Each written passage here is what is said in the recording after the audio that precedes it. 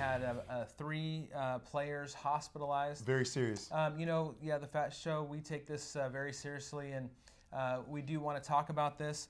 The strength and conditioning program, obviously, it's there for a reason. Well, I think a title would be great is Strength and Conditioning, is it a problem? Sure, and no, it really isn't a problem. We've had some discussions, we've have about, the program, what is expected of these kids. Obviously, first and foremost, these kids are here for an education.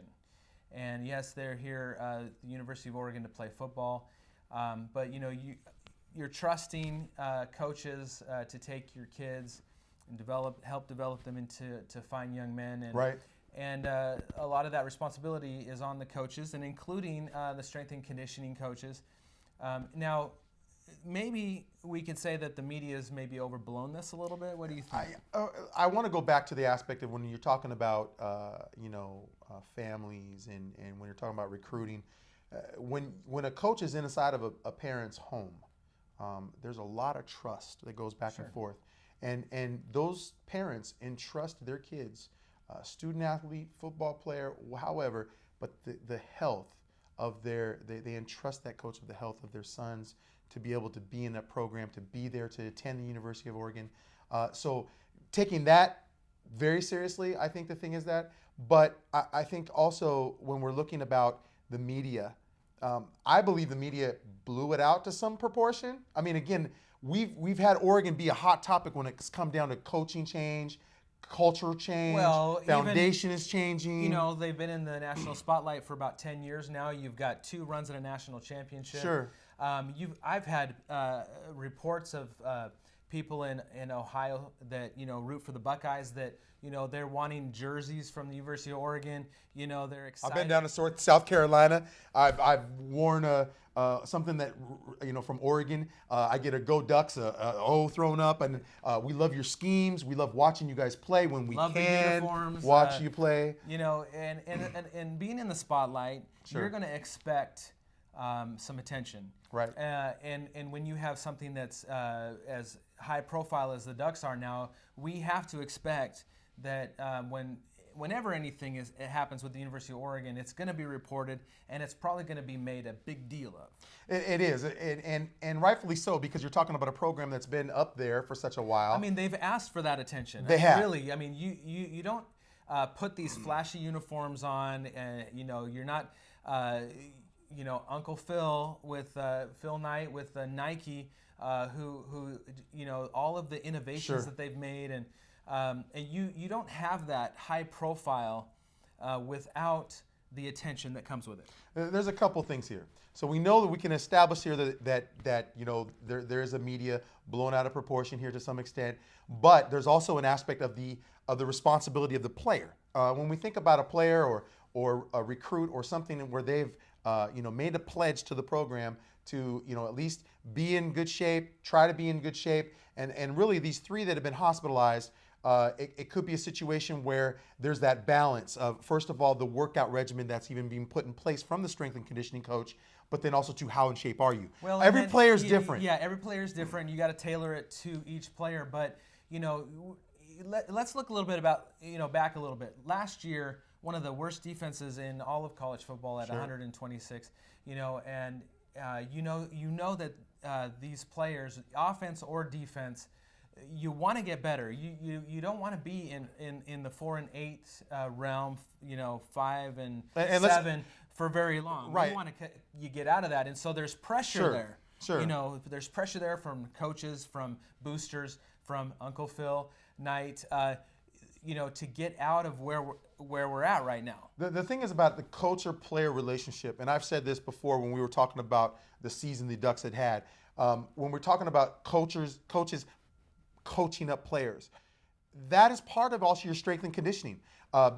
We heard some reports out of the Oregon camp in regards to missing workouts or writing down their workouts but not completing the workouts. Well, and if that's where you're at, you're going to have a mediocre team. So there's some of that's involved there. But I think the thing is there's a responsibility to the coach and responsibility to the player. And it's that relationship that these ones have. Well, and the players are saying, hey, this is really not Coach O. They're saying free Coach O. Yeah. They're, on social media. Little Twitter campaign to free Coach O. He's been suspended for a month without pay by the University of Oregon. I think it's inappropriate. Somebody has to have accountability for this. And, like we were saying, the FATT show takes this serious. Anytime a player is hurt or hospitalized or, very serious, health. Because ultimately, again, these players are there for an education, because less than 1% of them are really going to go on to play professional sports. We know that they're there for an education first and foremost. They've been entrusted by their parents to come.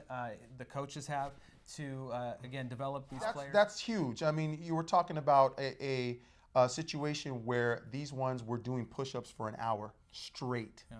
So, again, players are different. You can have a 6'5" frame player that's 300 pounds. Doing push-ups for an hour may not be what's maximizing the potential of that player. It may be something different. And so that's why, again, when you look at what's been done with Coach O, basically being relieved of his duties, been suspended, right? And now Jim Radcliffe coming back into the fold, where he was removed as a strength and conditioning coach. A person there for a long time. 25 years. Yeah. I mean, this guy's been a staple of conditioning for these athletes and these student athletes. So you have that, and I think the thing is too is where do you go from here? So you have Jim Radcliffe. I think the thing is that you need to do is you have to balance out the workouts. You have to look at each individual player. It comes down to sports science. For each player and finding out what works well. How do you maximize the potential for this individual player? Well, and I'm not a strength and conditioning coach. I don't know really what goes into. I know that it's hard work to get to the level of Alabama and to get to the level of Clemson and Penn State. Which now you're asking to compete. You're asking them. You want to get back to being in the mix of trying to go back to that national spotlight, the national championship game, and you only get there by starting today. So you're getting ready for the season now. And it starts. It starts now. Right. So I know that these coaches are anxious. I know that there's a lot expected from the boosters, from Nike, from fans, from everywhere. A lot is expected of this team, and there's to slip back into obscurity is not going to be an option. And I think that there's a lot of pressure on these coaches. There's a lot of pressure on these players to get back, to get back to where they need to be. And again, this is a serious topic. We're not going to spend too much time more on it, other than to say, there's got to be some accountability, and that's with Coach coming back, Coach Radcliffe. Hopefully that'll be there. That's what I see when I talk about accountability. That's how what we talked a lot about last year when we talked about accountability for these coaches and what they're doing with their players. The microscope is on Taggart. Let's be clear here. There's been some decisions. There's been some things that he's had not oversight on or hasn't had his finger on it. I can guarantee you with some of these things that have happened recently, his finger is going to be on some of these coaches. He's going to be involved in some of these regimens. He's going to know what's going on with some of these coaches and these position coaches that's going on with these players. Well, and there's some tough, you start out, you get hired on by the University of Oregon. There's already pressure there. Right. And now you're bringing in all of these other coaches. You're going to pay them quite a bit of money, one of the higher payrolls in the nation altogether, although he's not the highest paid head coach. But there's a lot of money going into the coaching staff. Sure. And, now you're getting to the point where the microscope is on you, some things have happened, and now there's some tough decisions that may need to be made. Like, do you keep, do you try to keep Coach Radcliffe on? What do you do with Coach O? Does he take that position back, or do you move him to an assistant? What do you do? I think you do. I think you look at I think the guy has some value. I do believe that, because with Taggart bringing him in, Taggart wouldn't have brought him in without knowing that he's something. From South Florida. Exactly, but also knowing what kind of coach this guy is. He's been around him in the program. So really, when you talk about him trying to say, okay, where can we put him? Well, it'd be something in an assistant role, something where he can provide some of that. Again, when coaches get hired on from other programs, they're gonna bring some of their staff in. They just will, because it's familiarity. Sure. And so I think that Coach O has ground for some of these assistant positions, or to maybe be a co-assistant somewhere. But I believe you stay with Jim Ratcliffe. I think you stay with what he's been doing, but I think also you add another layer. And when you're talking about competing with the Alabamas, with the Clemsons, with the SEC teams, with some of these Big 10 and Big 12 teams, from a strength and conditioning, bigger, faster, stronger, you're going to want to compete and add that extra layer. I believe Jim Ratcliffe could be able to do that. So, again, this has been the FATT Show. We've been talking about the strength and conditioning program.